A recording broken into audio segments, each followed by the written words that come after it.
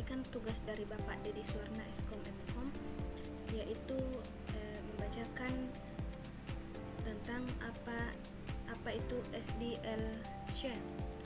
Nah, langsung saja kita masuk ke dalam penjelasannya. Nah, di sini ada beberapa poin penting yang akan saya bacakan. Yang pertama itu apa itu SDLC, terus manfaat SDLC, terus bagaimana cara kerja SDLC dan apa saja model SDLC, dan bagaimana SDLC menangani keamanan, serta bagaimana SDLC dibandingkan dengan metodologi manajemen siklus hidup lainnya. Nah, langsung saja kita masuk ke bahasan pertama, yaitu apa itu SDLC. Nah, siklus hidup pengembangan perangkat lunak atau software development life cycle atau SDLC adalah proses yang hemat biaya dan hemat waktu yang digunakan oleh tim pengembangan untuk mendesain serta membangun perangkat lunak berkualitas tinggi. Nah, tujuan SDLC adalah meminimalkan risiko proyek melalui perencanaan ke depan agar perangkat lunak memenuhi harapan pelanggan selama produksi dan seterusnya. Terus metodologi ini merupakan serangkaian langkah yang membagi proses pengembangan perangkat lunak menjadi tugas yang dapat ditetapkan, selesaikan, dan ukur. Selanjutnya, manfaat SDLC.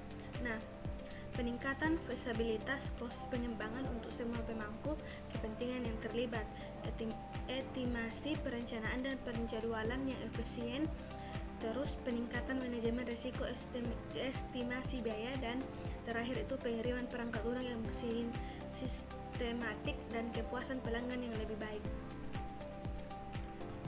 Kita masuk ke dalam bagaimana cara kerja SDLC. Pertama itu rencana. Nah, fase perencanaan biasanya mencakup tugas-tugas seperti analisis biaya manfaat, penjadwalan, estimasi sumber daya, dan alokasi.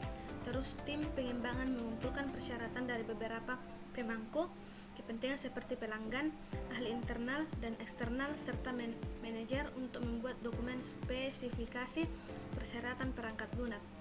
Terus dokumen tersebut menetapkan harapan dan menentukan tujuan bersama yang membantu dalam perencanaan proyek.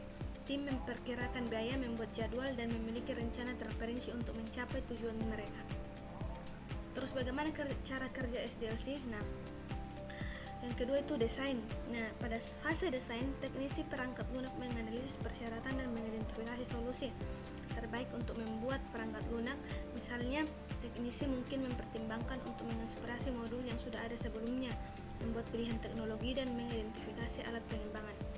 Terus, teknisi akan melihat cara terbaik untuk mengintegrasikan perangkat lunak baru ke dalam infrastruktur IT yang sudah ada yang mungkin dimiliki organisasi.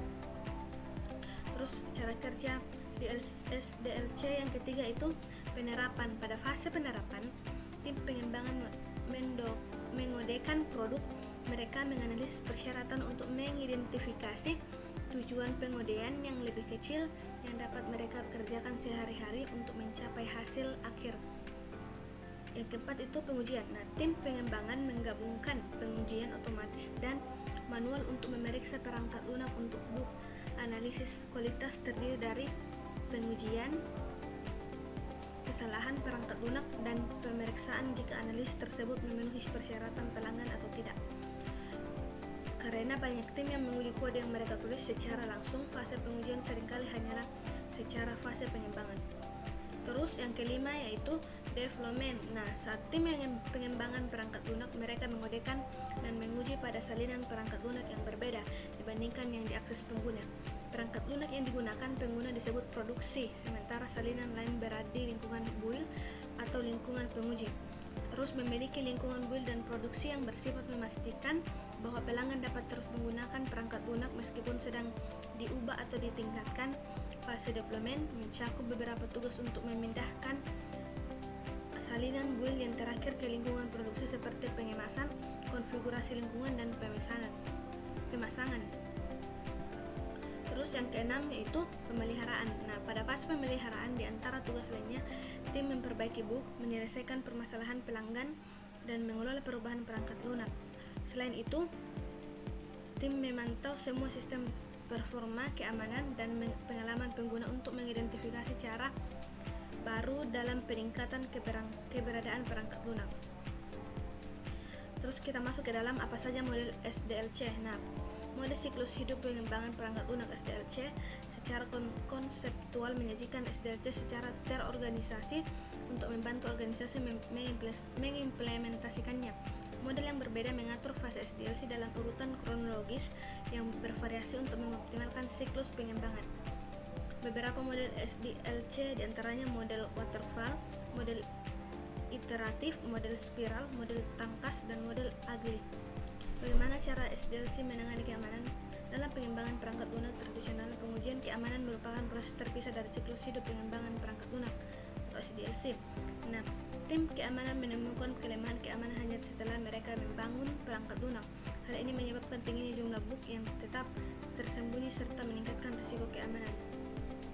DevSecOps. DevSecOps adalah praktik mengintegrasikan penguji keamanan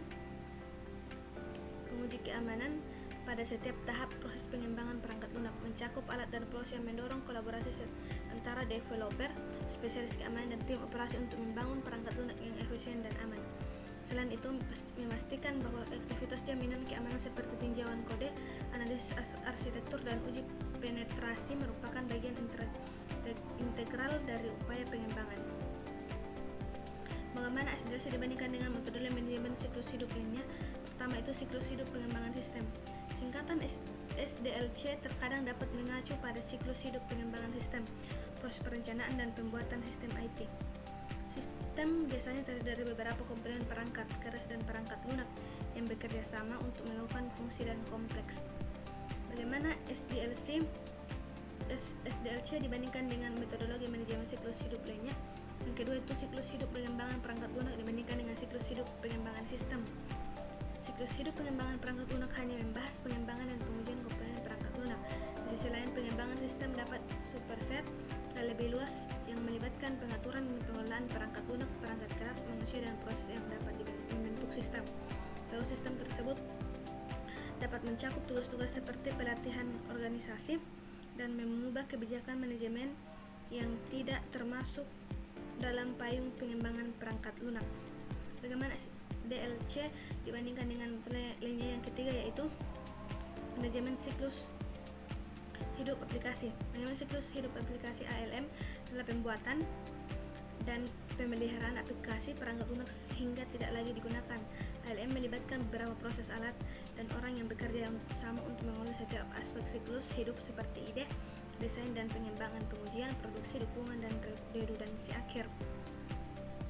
Terus yang keempat yaitu SDLC dibandingkan dengan ALM. SDLC menjelaskan tahap pengembangan aplikasi secara lebih detail. SDLC merupakan bagian dari ALM. ALM mencakup seluruh siklus hidup aplikasi dan terus melampaui SDLC. ALM dapat memiliki beberapa SDLC selama siklus hidup aplikasi. Mungkin itu saja yang dapat saya presentasikan. Kurang dan lebihnya mohon dimaafkan. Saya akhir dengan ucapan